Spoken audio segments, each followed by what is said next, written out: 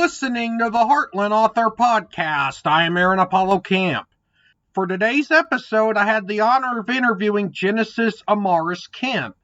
Genesis is a visionary life coach, motivational speaker, host of the Gems with Genesis Amaris Kemp podcast, and the author of Chocolate Drop in Corporate America From the Pit to the Palace, which is a nonfiction book about Genesis' experiences in the corporate world. I'm here with Genesis Amaris Kemp, who is the author of Chocolate Drop in Corporate America, From the Pit to the Palace. Genesis, welcome to the Heartland Author Podcast. Thank you so much for having me, Aaron. Feel free to introduce yourself to our listeners.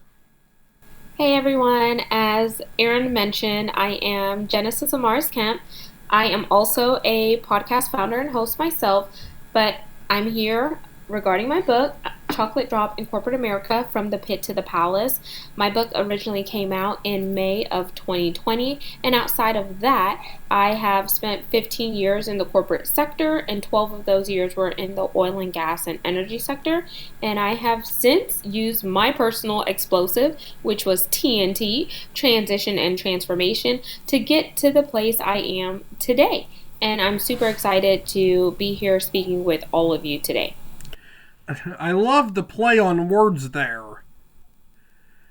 It's actually a play on acronym, more accurately, using TNT, which normally stands for, I don't know what the actual chemical name, but it's commonly called dynamite, and you use that same acronym to refer to, what was that again? Transition and transformation. Transition and transformation, okay.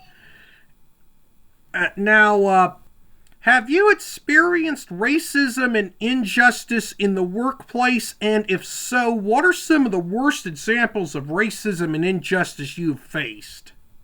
So I have experienced it. So one, by the way I talk. So a lot of people, when I talk to them on the phone and meet them in person, they are shocked. And they're like, oh, I thought you were something else. Or you could tell by their body language that who they're seeing in person is not what they expected, especially coming from a industry that is male dominated, ran by older Caucasian males. So that was one. Another thing that I've experienced was personally when I had went out for a lunch gathering eons ago. There was a couple that hit my car, and they were also within the minority space too, but they didn't identify as Black, African American, or etc. And they called me the N-word, and I was with my old boss at the time, and you could tell that she was so uncomfortable. Her body language changed, her tone of her voice, and etc. And I was just taken back by it. So it took me a while to process, because we live in an area that is culturally diverse, but there's not a lot of African Americans or Blacks in my community, but it's still diverse. So to be honest, I was shocked. So that's the second incident. And then the third thing, I am first generation American. So my father was from Curacao, so off the tip of Venezuela, the ABC Islands, and my mother is West Indian, so she's Caribbean descent.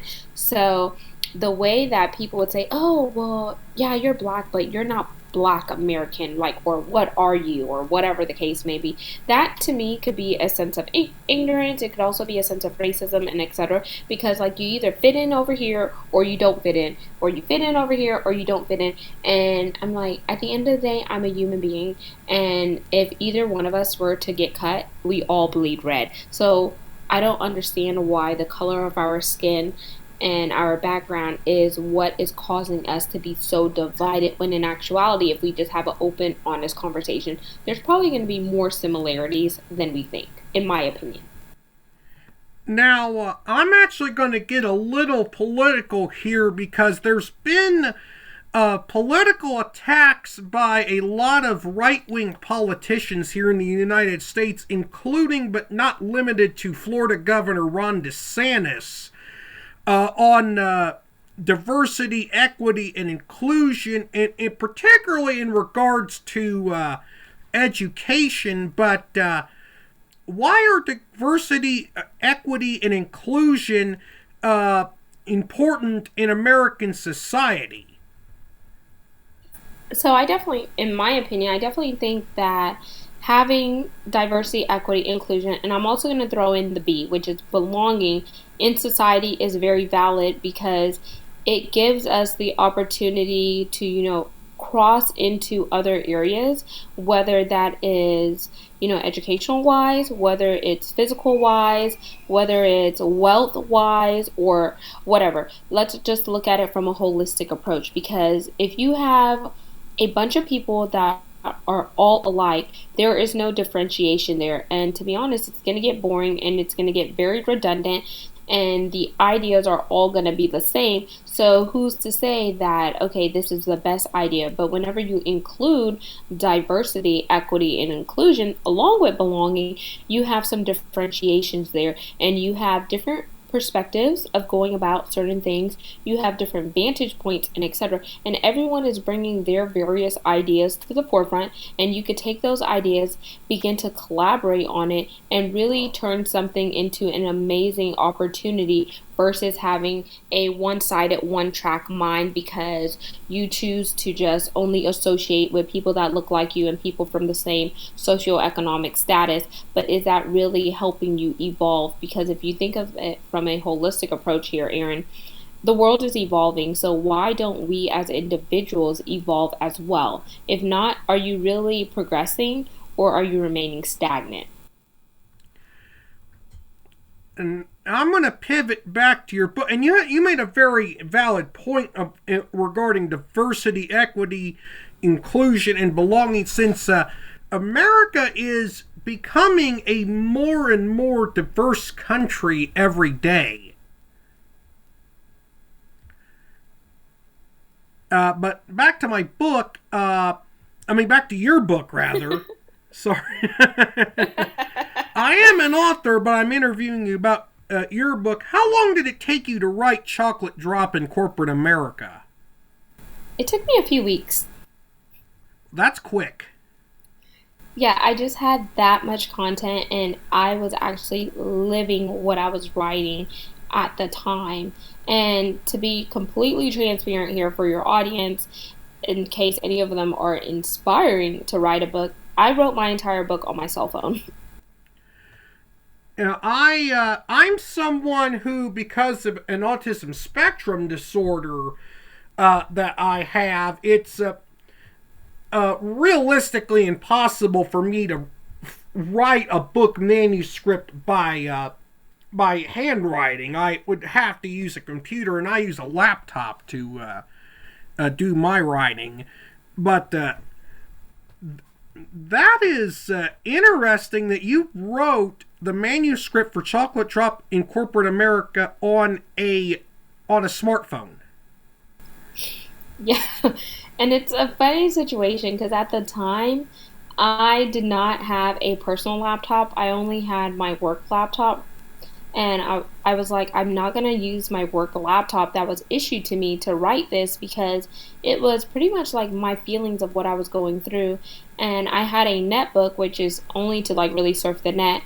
And my husband's computer, he had a laptop, but like whenever I go on his computer, I don't like to see a bunch of tabs, so I was closing things out. So it wasn't until it came time to turn in my book to the publishing house that they told me, oh, you can't turn it in with this notes app that you have it in. So my husband went out and actually bought me a MacBook Air, and I was like, I want a Mac. I'm so done with PCs, and but I want to be a hybrid user, meaning my phone is an Android, but my computer is a Mac. So team Apple, team Android. And once I did that, I transferred the notes, like the notes manuscript from my phone to Microsoft Word in order for me to upload the information to the publishing house because it was all over the place. It was in one place, but it was in the notes app on my phone. Usually when you have cross ecosystem users, it's usually someone with an iPhone who uses a Windows laptop, not a MacBook user who uses an Android phone. So I know. And I am not an Apple user at all. Now, my podcast is hosted by Apple Podcasts, among other podcast services, but I have a Windows laptop, a Linux laptop, and an Android smartphone. I have 2 laptops and an Android smartphone. So now going to my next question. What were the easiest and most difficult parts of the writing process when you wrote Chocolate Drop in Corporate America? The easiest part for me was just being able to regurgitate the experiences that I was going through because it was in the thick of it. The hardest part was being tied to the emotions from those experiences because writing it was a reminder of how hurtful some of the things were. And I guess another easy part here was the fact that I already owned a cell phone, so it was really easy to kind of just write my feelings out on paper and use my phone that I already have. And the reason why I answered that and added that there, Aaron, was because I want to let your listeners and your audience know that if you have something that you want to do and you necessarily don't have the means or all of it, don't let that be a limitation to stop you from doing what has been laid on your heart to do. So if you know you want to write a book, but you don't have a laptop, use what you have. Use your smartphone. Or if you want to write a book, but you don't want to type it up, use a piece of paper, a pen, and a pencil. Just get it out there, and everything else will fall into place as soon as you're getting closer to cross that finish line. So don't let certain objections hold you back from projecting what you were created to do. Now, in addition to your book, you're a podcast host yourself. Is that correct? That's correct. And your podcast is called Gems with Genesis Amaris Kemp. What content is typically found on episodes of your podcast? Anything that is educational, inspirational, or motivational, because my podcast is structured around core pillars, which are the 3 that I named, versus niching down to a one subject matter. Now, I have one final question for this interview, and that is, what advice would you leave with our listeners? I want to tell the listeners that if you have a dream, go out and turn that dream into reality. Because if you don't take action upon your dream, it's just a dream and a figment of your imagination. But the moment that you take that leap of faith, you take that first step, you take that jump, those actions will materialize into the dream that you so desire. So it will go from being in your mind, in your heart, into reality.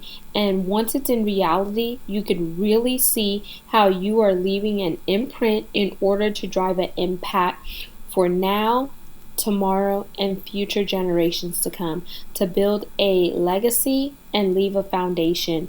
Because remember, you weren't born just to keep your dreams to you. You were born to ignite your dreams, and your dreams to be the gap closers and solutions to other people's problems. Genesis, you were a wonderful guest for this podcast, and I thank you for appearing on the Heartland Author Podcast. My pleasure, Aaron. Thank you for having me. I hope to appear as a guest on Gems with Genesis Amaris Kemp in the future, and I've posted some relevant links in the text description of this episode. This is Aaron Apollo Kemp reminding y'all to write your imagination. Bye for now.